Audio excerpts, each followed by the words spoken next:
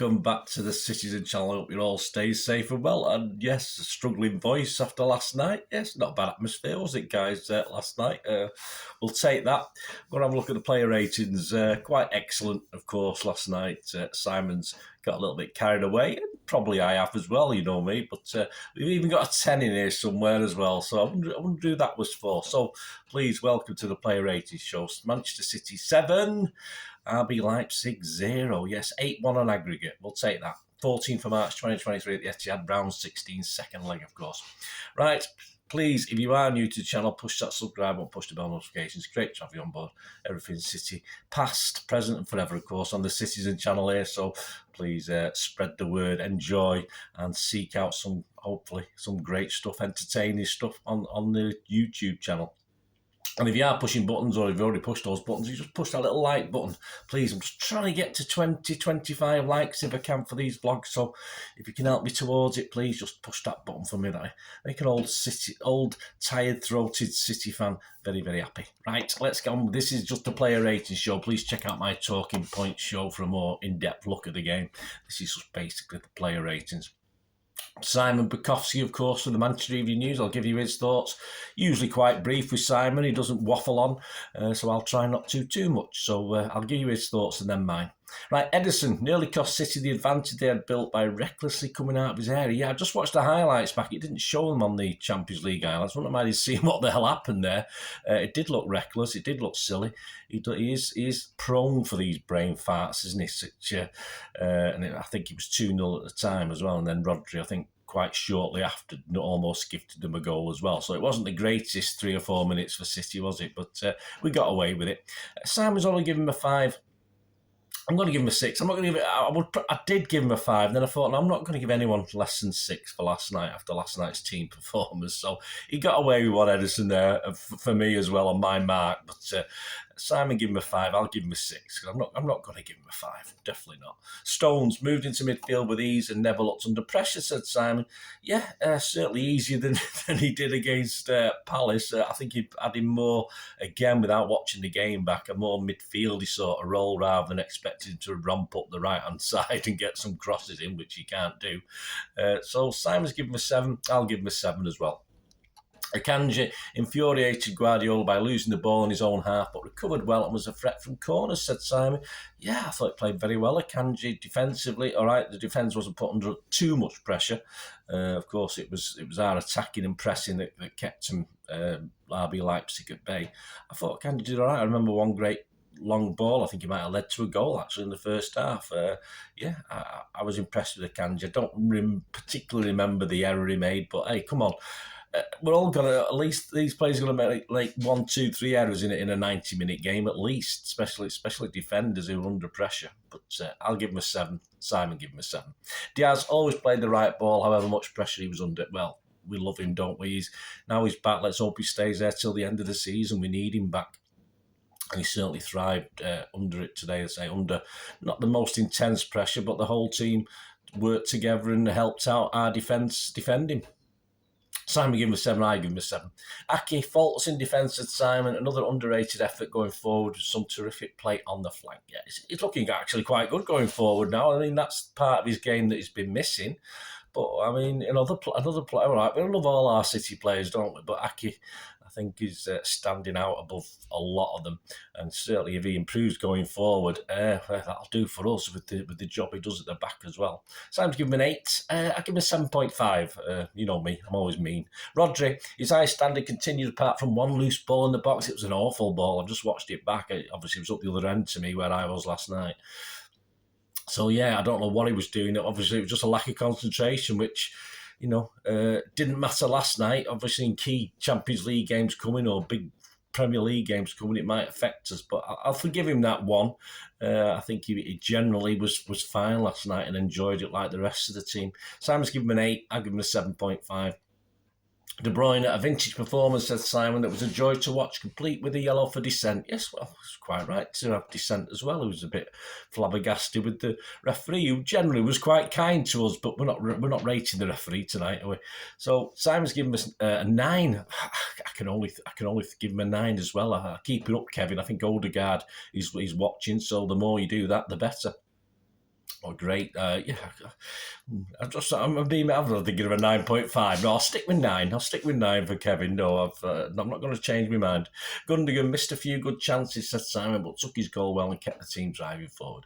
Yeah, I mean, it was a cracking goal. A bit, that's the goals where he doesn't perhaps get too much pace on them, but if you sort of put the ball through a pair of legs, and the goalie sees it late, those are going to go in the net, because obviously the goalie's not having a chance to get down quick enough. So great goal, great move in the first half as well for a free kick. KDB spotted him a run, he got in behind, and the goalkeeper made a very good save. So yeah, I thought he played very well. Gundogan certainly better from him. It's a bit up and down. Some really good games, and some you don't notice him as much. But Simon's giving us an 8. I've given him again a 7.5. Bernardo, Simon said, did his usual trick of popping up everywhere. Well, that's his game. And never losing the ball in terrific form. Well, I did see him lose it once, I remember. I think he beat about 4 men and then lost it in the first half at some stage. But hey, it's Bernardo. Yeah, cracking, brilliant.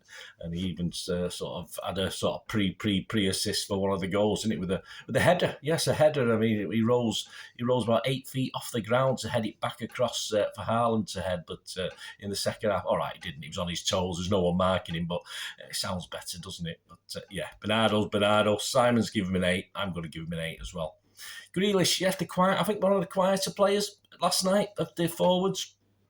Simon said, we'll be disappointed not to end with a goal or assist, but carries the ball so well. We know he does that. I said, we just want that little bit more, don't we? I mean, Simon's given him an 8. I'm going to give him a 7. I thought he was a little bit overshadowed by others tonight, but he did his bit, and it perhaps was a bit, but he did it.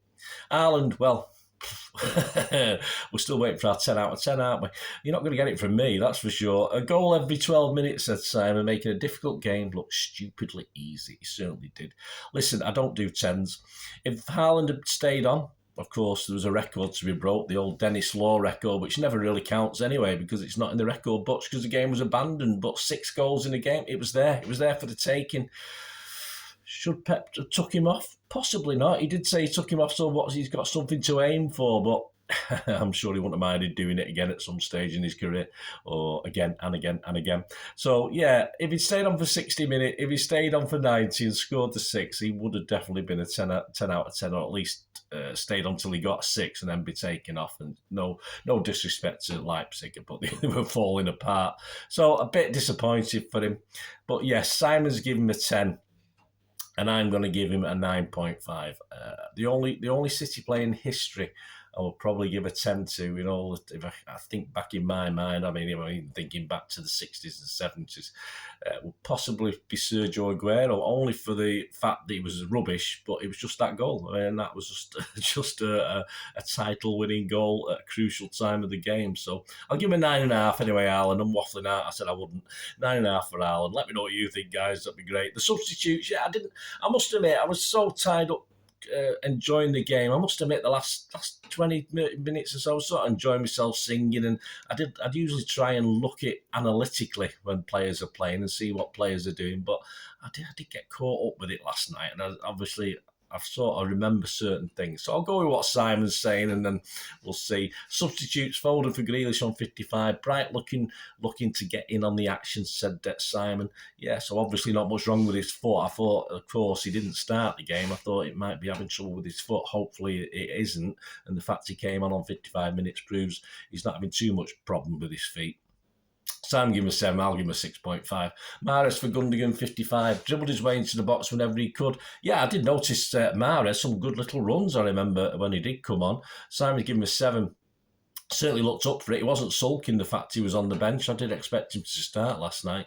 Simon's given him a 7, I'll give him a 7. Alvarez for Haaland, took time to get up to speed, and he's given him a 6. Yeah, I give him a 6 as well. I tended to think he was playing in midfield rather than up front. I remember him a couple of runs around the centre spot, but not too much to do in the half an hour he was on with injury, with extra time, injury time. Gomez for Stone, 64. Comfortable in possession, said Simon. He's given him a 6. Yeah, I'll go for a 6. I didn't really notice him, in fairness, guys. Man of the match, let me think, man of the match. Actually, some people wanted to give it KDB, and I wouldn't disagree with that. But you can't give it KDB when some bloke scores 5 and blasts away records as well, which is what he's done, or equals records and blasts away City records, of course, that has been the scoring the most goals in the season for City in all competitions. So.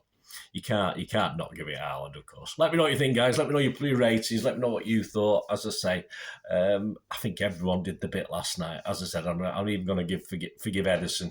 He did other things as well for that little brain fart. Let's hope that's out of his system now, and he won't do another one between now and the end of the season, like in a Champions League final or an FA Cup final or the last game of the season, something like that. But let's hope, eh? But fine. Let me know your thoughts, guys. Let me know your scores, and please check out my Talking Points show where I'll look at the game in a little bit more detail. I'll try and be as quick as I can on that one. It will be a longer one, a lot to talk about, a lot of goals to describe. And so check that Talking Points out. And very soon, of course, will be the preview of the Burnley game. So we'll have a look how Burnley are doing. I'll try and predict a Pep 11. Very difficult. See who's in from last night, who's going to be brought in from the bench. I think the certain players need to play against Burnley for their own sakes. And if they don't, obviously, I think a couple of them are out of the door anyway, but definitely will be out of the door if they don't appear against Burnley. So join me for that preview. Thanks for watching, guys. Please. Be great to hear from you. Until we meet again, that's one thing, don't I? Please stay safe, Blues. Come on, City. Bye for now.